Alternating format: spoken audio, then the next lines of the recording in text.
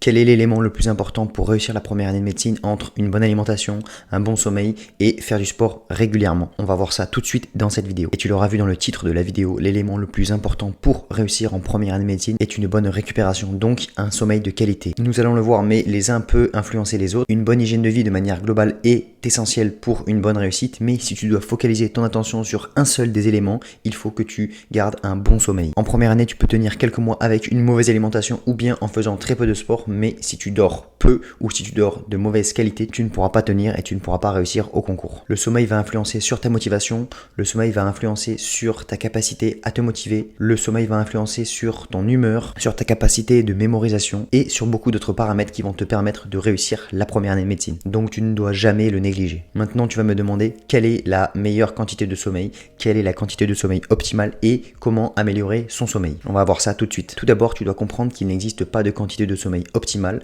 celle-ci dépend de chacun. Tu vas me dire merci, mais tout le monde raconte déjà cela. Pas si vite, je vais essayer de comprendre comment adapter le sommeil à ton morphotype, comment optimiser vraiment son sommeil pour améliorer sa concentration, sa mémorisation et se sentir beaucoup mieux dans sa vie d'étudiant. Ce que tu dois comprendre, c'est que chaque personne possède une quantité de sommeil optimale pour lui-même. Certaines personnes seront vraiment en forme avec 7 heures de sommeil, certaines personnes auront besoin de 9 heures de sommeil. Et ceci, tu le connais en fonction du temps que tu dors. Si tu vois qu'avec 7 heures de sommeil, tu te sens très en forme, que tu n'as besoin de faire aucune sieste, que tu ne ressens aucun problème de concentration et que tu ne te sens jamais fatigué dans la journée, alors c'est une bonne quantité de sommeil pour toi. Cependant, si avec 8 heures de sommeil, tu te sens quand même fatigué, tu as besoin de faire des siestes, tu as besoin de prendre 3 voire 4 cafés par jour, alors il va falloir que tu te poses des questions et que tu augmentes ta quantité de sommeil. Certaines personnes pensent que réduire de 1 heure sa quantité de sommeil pour pouvoir travailler 1 heure est rentable. Cependant, lorsque tu vas te retrouver le soir fatigué, les heures nocturnes, les heures à partir de 20h voire 19h vont être inefficaces et sur le long terme,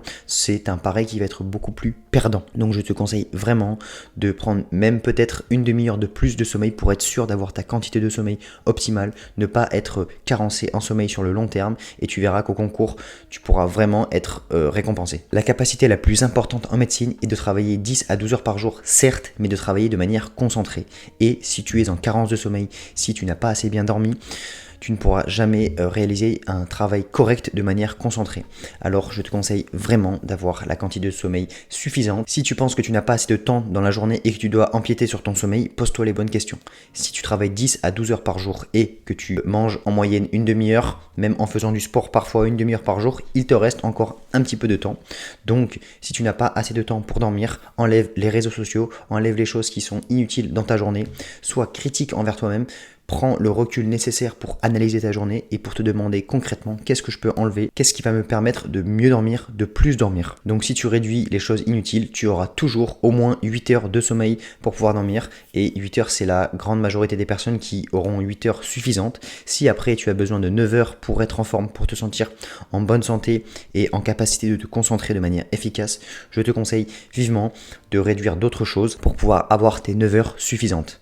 Vraiment, tu ne dois surtout pas négliger cet aspect car c'est ceci qui va te permettre d'obtenir des bonnes journées efficaces, de ne pas te sentir fatigué, de rester concentré et surtout d'avoir une bonne humeur et de garder la motivation sur le long terme. Ensuite, nous allons voir et je vais t'énumérer point par point quels sont les petits tips que j'utilise pour pouvoir avoir un sommeil de qualité.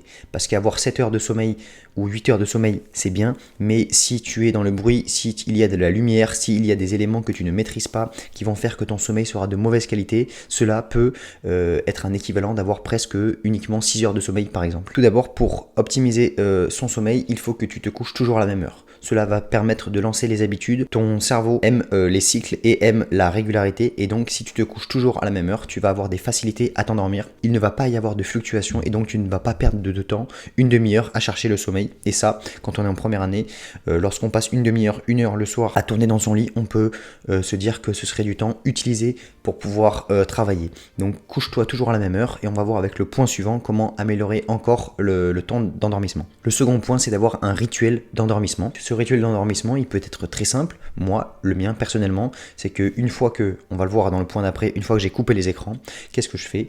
Je vais prendre ma douche. On peut prendre une douche un petit peu chaude pour pouvoir se relaxer, pas trop chaude parce que pour pouvoir bien dormir, il faut réduire sa température corporelle, on va le voir juste après. Tu peux prendre une douche chaude tiède, pas trop chaude non plus. Les douches froides, ça peut être bien pour se calmer, mais c'est vrai que la douche froide, ça a tendance un petit peu à exciter parfois. Donc moi, je fais pas de douche froide, je fais des douches chaudes tièdes tiède pour pouvoir me relaxer. Une fois que j'ai pris ma douche, mon cerveau, je sais que je suis en mode, je vais lancer le processus d'aller me coucher et ensuite je me mets dans mon lit et je prends un livre que je lis pendant 20 minutes. De préférence un livre physique. Tu peux aussi lire sur Kindle ou sur iPad par exemple. Sache qu'on dit il ne faut pas d'écran une demi-heure voire 1 heure avant de dormir, mais je vais l'aborder dans le point suivant. Lorsque tu mets la luminosité au minimum et que tu lis par exemple sur Kindle où le fond est noir et il y a juste les lettres blanches, il va y avoir une luminosité très faible sur tes yeux et cela est équivalent à pas d'écran. Donc tu peux te permettre de lire sur ton téléphone, sur ton ordinateur. Sois sûr de te mettre en mode avion pour n'avoir aucune notification, pour ne pas être tenté d'aller sur les réseaux sociaux et vraiment d'avoir uniquement le fond noir, les quelques lettres qui ressortent et de lire. Le mieux c'est d'être sur un livre physique et d'avoir une lumière un petit peu tamisée. Et donc le point suivant évidemment c'est d'arrêter les écrans une demi-heure voire 1 heure avant de dormir. Cela va permettre de baisser ton niveau de luminosité au niveau de tes yeux, donc de permettre de sécréter de la mélatonine et de préparer ton cerveau à l'endormissement. Donc les petits tips que je donnais avant, il faut que tu réduises la luminosité, même la luminosité de tes lumières chez toi. Dès qu'il va y avoir de la lumière qui va pénétrer sur ta rétine, il va y avoir une inhibition de la sécrétion de mélatonine. Donc réduis les lumières chez toi, utilise des lumières tamisées pour le soir et lorsque tu lis, essaye de mettre la lumière le plus faible possible. Il ne faut pas non plus que tu te grilles les yeux, mais lumière faible. Tu peux lire sur écran, sur Kindle ou bien sur iPad, mais en baissant la luminosité au minimum avec aucune autre lumière dans ta chambre et privilégier les applications de lecture avec un fond noir et uniquement les écritures en blanche. Ensuite, il faut que dans ta chambre, tu aies une température de 19 degrés. C'est la température idéale, donc on n'est pas souvent à 19 degrés, mais ce que je peux te conseiller, c'est par exemple l'hiver d'aérer ta chambre avant d'aller te coucher.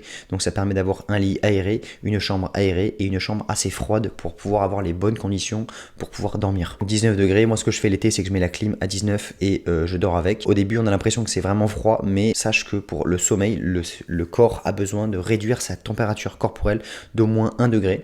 Et donc, il faut que tu sois à 19 degrés. Ça a été prouvé scientifiquement que c'est une température idéale pour dormir. Ensuite, il faut que tu n'y ait aucune lumière dans ta chambre. De la même façon, lorsqu'il y a des lumières, cela va influencer sur ta qualité de sommeil. Et donc, je te conseille vraiment d'avoir une chambre qui est très sombre pour pouvoir avoir un sommeil très profond. Personnellement, moi, j'ai des rideaux qui sont parfaitement occultants, donc ça c'est bien. Mais parfois, lorsque tu loues une chambre étudiante, parfois lorsque ce n'est pas ton appartement, tu peux avoir des lumières qui peuvent te parasiter avec par exemple des volets ou des rideaux qui ne sont pas assez occultants. Je te conseille d'investir pour une trentaine d'euros sur Amazon dans des rideaux vraiment occultants noirs que tu vas pouvoir installer chez toi, même de manière un petit peu triviale, mais vraiment pense à la qualité de ton sommeil. Il faut que tu dormes dans le noir le plus profond pour que ton sommeil le soit aussi. Ensuite, il faut qu'il n'y ait aucun bruit pendant ton sommeil. C'est important. Ça a été prouvé que le sommeil est de moins bonne qualité. Il est moins profond lorsqu'il y a du bruit.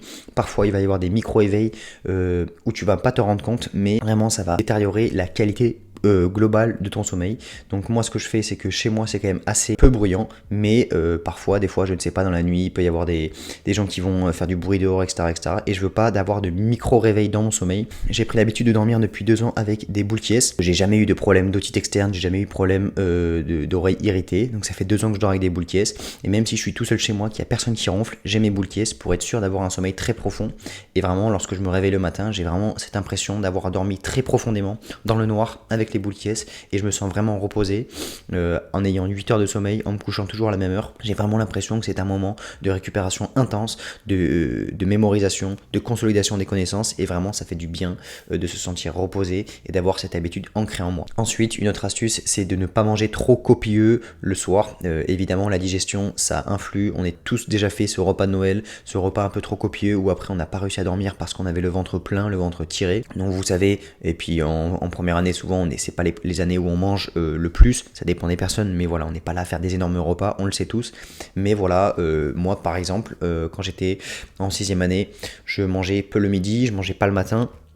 Et ensuite le soir c'était un petit peu mon seul repas, mais je mangeais pas non plus de manière très importante parce que voilà, le soir je voulais pouvoir m'endormir dans de bonnes conditions. Et ensuite le dernier point, je l'ai déjà abordé dans une autre vidéo, mais éviter toute source de caféine après au minimum 16 heures, au mieux 14 heures, mais voilà, arrêtez tout ce qui est coca, tout ce qui est café, tout ce qui est thé, etc. après 16 heures et au mieux après 14 heures. pour éviter d'avoir de la caféine dans le sang et d'altérer ses cycles de sommeil, sa capacité de mémorisation pendant le sommeil. C'est vrai que c'est un petit peu difficile parfois. Certains étudiants ont l'habitude de prendre un café vers 16h, vers 17h pour se donner ce dernier coup de fouet.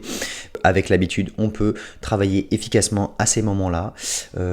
J'ai découvert dans des recherches récentes que le cycle circadien avait tendance à baisser vers 14-15 heures, donc de manière indépendante du sommeil, de manière indépendante du repas, de manière indépendante du café.